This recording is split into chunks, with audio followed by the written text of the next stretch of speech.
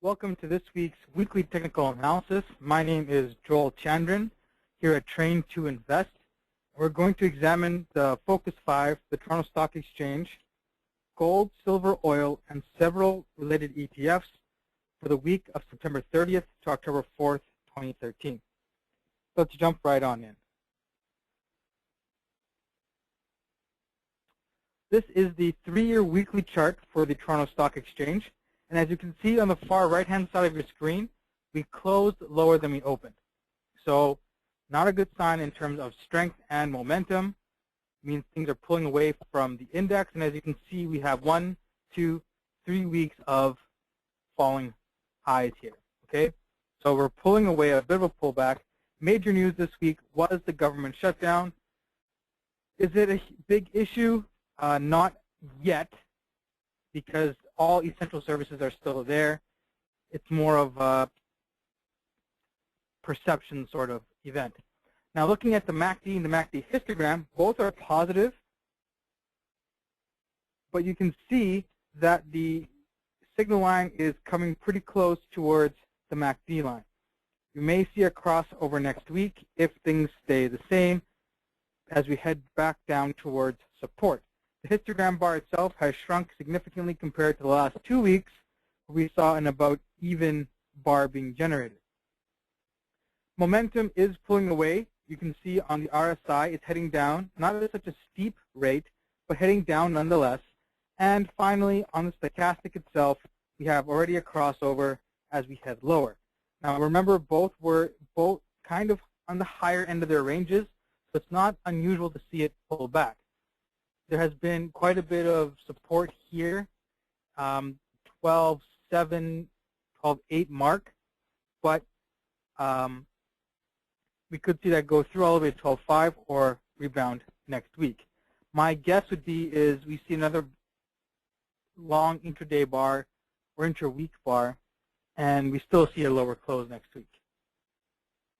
This is the 6-month daily chart. The TSX closed up 12,758 points today. As you can see, far right-hand side of your screen, we closed higher than we opened for the Friday. A bit of momentum was there, indicated by the RSI turning higher. The stochastic, again, bouncing back off its lows at 20, heading its way up towards an inflection point with the shorter line coming down. For the week, 1, 2, 3, 4 days of the same highs pretty much. We couldn't break through that point, and we just collapsed lower on the Thursday. Friday, not a lot of movement. As you can see, a very short intraday bar. But nonetheless, we ended the week up, at least for the Friday. Looking at the TSX versus the indices, again, the black line here in the middle is the TSX. Over the last 6 months, it's generated 2.71% growth. We have consumer discretionary, 19%, which is higher than last week. Consumer staples, 13.5%, again higher than last week. Energy is up 7%, much higher than last week. And financials are again up 8%. So you can see for the 1, 2, 3, 4 indices that are growing, they've all had increases this week. Gold is down 26%, which is, again, not great. Mining is only down 4% or 4.7%, and materials are down 15.5%. So if you're looking for the money is flowing, it's going into consumer discretionary, consumer staples, energy, and financials. These 4 have outperformed the market by quite a bit over the last 6 months. Here's the price of oil. As you can see, over the last 6 months, it's gained $8.63, or otherwise a 9% increase. And a lot of movement here end of day or end of the week. Oil prices were undecided, to be honest. And so not a whole bunch of movement after we see the increase from $1.02 to just about $1.04. So after this sharp incline, not a lot of movement net. Enbridge 3-year weekly chart, as you can see, closed lower than we opened for sure, down below the 42.50 mark. I'm not too worried that it closed lower below the 42.50 mark because we've been here before. We've poked through a couple times, rebounded back up. I'm expecting that to occur over the next few weeks as well. MACD and the MACD histogram, we were having a slight turnaround here in the MACD. We had 1, 2, 3 weeks of shortening bars on the negative side, which is what we want. But this week we see the same negative bar growth pretty much on the histogram bars. This looks pretty bearish, not a good sign as people have moved away from Enbridge. RSI, again, indicating momentum has moved away, and stochastic showing it's really moved away. So there's a lot of movement away from Enbridge this week, and that's to do with the uneven oil prices and the situation as people look to take some of the profits, I guess. 6-month daily chart, you just barely broke under the 42 mark.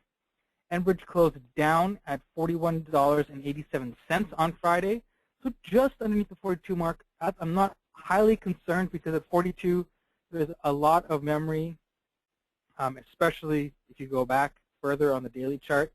We do have a MACD crossover, not the best of buying signs, so it's really a sell sign there. And we have a negative histogram bar. And as you can see, momentum has definitely pulled away as both the RSI and stochastic have a steep decline.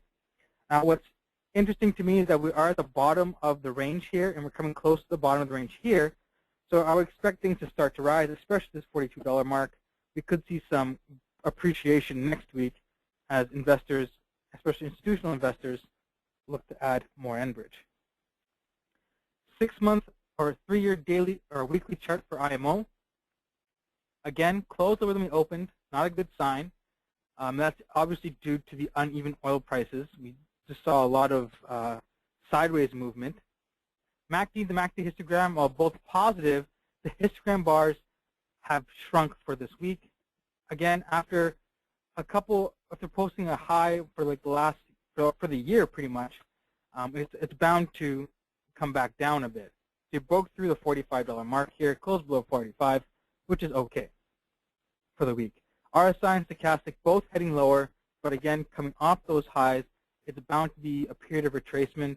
We may hover just underneath 45 before turning back up once again, once oil prices decide what they're going to do. Friday, we pretty much closed where we opened. Technically, there was a close up of $44.34. IMO was closed higher than it opened. Great sign. Even though it may not be a lot higher, it's still higher. MACD and the MACD histogram are showing that decline from Monday, Tuesday, Wednesday, Thursday, Friday. We have the Thursday was the lowest point of the run. Friday is higher, a good sign. Momentum is coming back into the stock. As you can see, the RSI is starting to turn higher, good sign. And on the stochastic, we have an inflection point, indicating that it's about to cross. So I'll expect next week to see a recovery, and we could hopefully breach through this $45 mark and go back up to 46 and beyond. Some strong growth would help turn the energy sector higher, plus it would make it fairly easy to make your 1% over the next week or so. Suncor, we have the 3-year weekly chart. 1, 2, 3, 4 weeks of trying to break through 37.50. We couldn't do it, and so we closed slightly higher than we opened here on this week. MACD and MACD histogram both show positive signs, but the histogram bar is declining, and that's definitely due to this lower close. RSI and stochastic are heading down off their highs, which is to be expected. I would expect there to be a bit of a consolidation period for Suncor, maybe around the $35, $36 range, or it could be higher at 37. But I do expect there to be a period of consolidation before it moves again, and depending on oil prices, it will dictate if the stock goes up or down in the coming weeks. 6-month daily chart, as you can see, we closed up on Friday, $36.69. We closed higher than we opened, and it's a lot of sideways movement between 36 and 38. there has been a Monday started off kind of slow. Tuesday we bounced higher. Wednesday, Thursday, Friday was pretty much sideways. Thursday was the lowest point. Friday was obviously higher. Now, MACD, the MACD histogram, lower. We see this continued cross from all the way a couple of weeks ago, and the decline has continued, and that's definitely due to the sideways movement of the stock. Has really been ranging between 36 and just under 38. However, RSI and stochastic are both turned higher, and that's due to this movement from Thursday's close to Friday's close. A significant increase, and as you can see, momentum is back with the stock. We could again push through to 37.50 and higher, but again, it all depends on the price of oil. If it's going to move sideways, then both Suncor and IMO will move sideways as well. If we have appreciation, again, the stocks will follow. Looking at Royal Bank, 3-year weekly chart, we pretty much closed where we opened for the week. And again, we still haven't broken through the 67.50 mark. We've tried to get past these highs for 1, 2, 3, 4, 5 weeks. We've kind of hit that same kind of plateau just under the 67.50 mark. And so eventually it's going to either break through or just come back down. With the scare out of the way from the U.S. interest rate issues in September, we are waiting for the October meetings, which happen late October, to see whether or not the Feds will taper the bond buying program. Interest rates in Canada will most likely remain unchanged for the next, I would say, 6 to 8 months, even if the bond tapering does occur. But it all really depends on economic data flowing from the U.S. into Canada.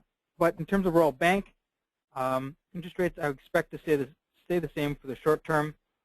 And as you can see, with the continued consumer borrowing, banks are still doing well. But again, moving sideways for the last 5 weeks, can't really break through the 67.50 mark. We have a bit of a pennant shape here. Top here with the appreciation of the lower lows or higher lows, and eventually it's going to come to a breaking point. But looking at the 6-month daily chart, very sideways movement between 67 and 66. Hard to explain other than it's moving sideways. Momentum, again, you can see is flat, and it's due to the sideways movement over the last couple of weeks. MACD and the MACD histogram, while the MACD is lower and histogram bars are negative, they're all relatively close to each other. So you could have given it a flat indication as well. Again, you want to buy close to 66 and try and take your dollar if you can, or 70 cents if you're so inclined to trade Royal Bank. That's just my opinion. So looking at TD in the 3-year weekly chart, new 52-week high. For the last 2, maybe even 3 months, we've gone on this straight uptrend, and it doesn't seem to be slowing down anytime soon. However, we did close lower than we opened here on Friday, and so with Royal Bank closing at 66.29 up, we can expect for Friday for TD to do the same as well. MACD, the MACD histogram is quite high, and histogram bars, though, beginning to shrink, and that's definitely due to this long intra-week bar. Momentum is pulling away from the TD Bank. Myself, personally, I'm wary of buying it so high. I'm going to wait until it comes down to $90 or less before I even think about getting in, just due to the unprecedented highs. I'm not exactly sure why TD is continuing to skyrocket, but people are loving it, and so it has moved higher. 6-month daily chart, as you can see, we did put the 52-week in high on Tuesday. Monday, Tuesday, Wednesday, Thursday, Friday, declining highs as well. Now, we did close higher than we opened on Friday at $91.28. but again, it seems to be basing around this $91 mark here. MACD and MACD histogram are saying get out.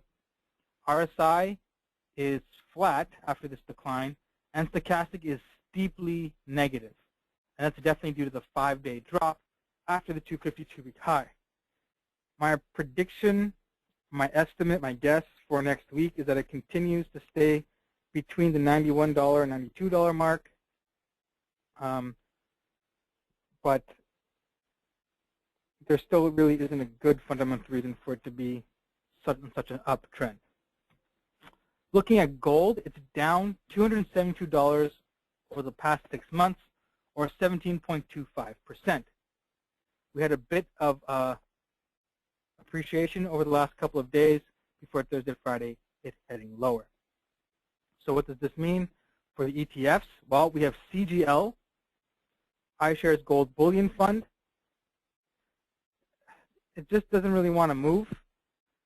Appreciated a little bit over the last couple of days. On Friday, we ended down $8, or sorry, we ended down $11.86.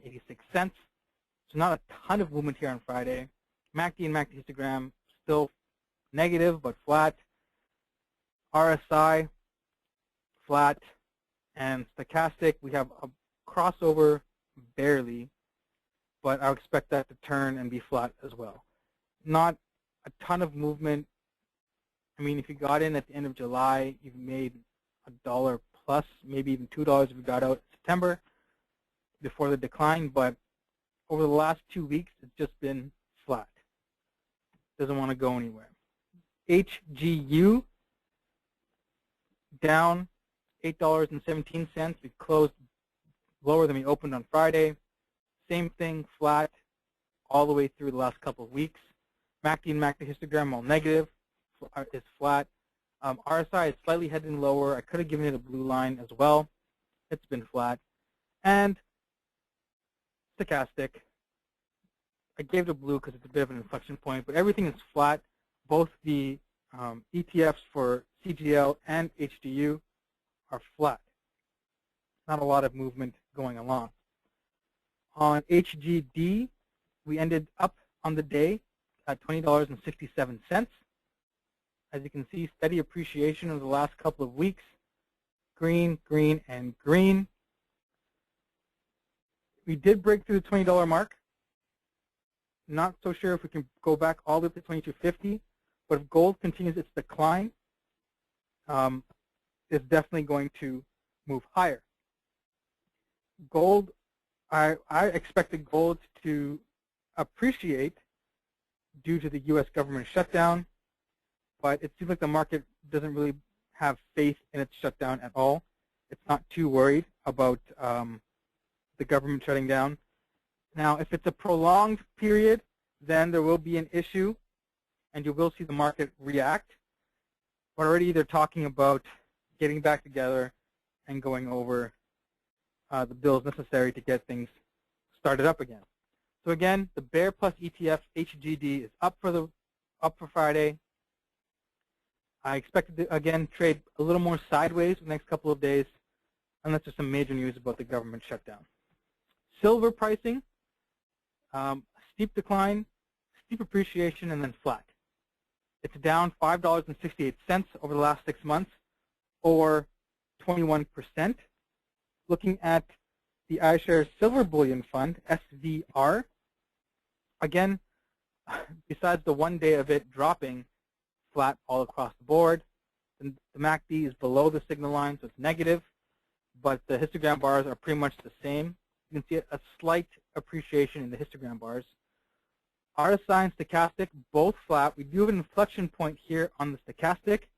I would expect that to bounce up, but that's just due to the movement here on the Friday. So on Friday, SVR closed up $12.59. Again, as you can see, it's just a tiny, tiny appreciation. This is the Silver Bull Plus ETF, otherwise known as HZU. Again, it ended up at $8.84, and that's due to the Friday's movement. Sorry, there's the chart there. MACD, red, because the signal line is above. But again, as you can see, the histogram bars are shrinking, flat and flat. So not a lot of movement on HZU. Again, it ended up a tiny bit higher. Lastly, HZD, it ended down for the day $7.71. Not a lot of movement. Again, that one day it jumped up, but quickly reversed its position. Inflection point down, flat, and flat once more, pretty much. The commodities, I really expected them to, especially gold and silver, to move. But again, with the government shutdown, the market really isn't taking it too seriously. If it stretches on into the next couple of weeks, and until the debt ceiling limit issue, then with the government potentially defaulting, we will see these commodities bounce back. One interesting note is that U.S. Treasuries have appreciated due to the government shutdown. That's something you may want to look into during next week. But here's my email. If you have any questions, concerns, please let me know. And I thank you for those who have asked questions and commented. I appreciate your comments. And check us out at www.traintoinvest.com. It's never too late to learn how to trade and how to preserve your capital. So that's it for us this week. Have a great weekend, and we'll talk to you soon. Bye now. The organizer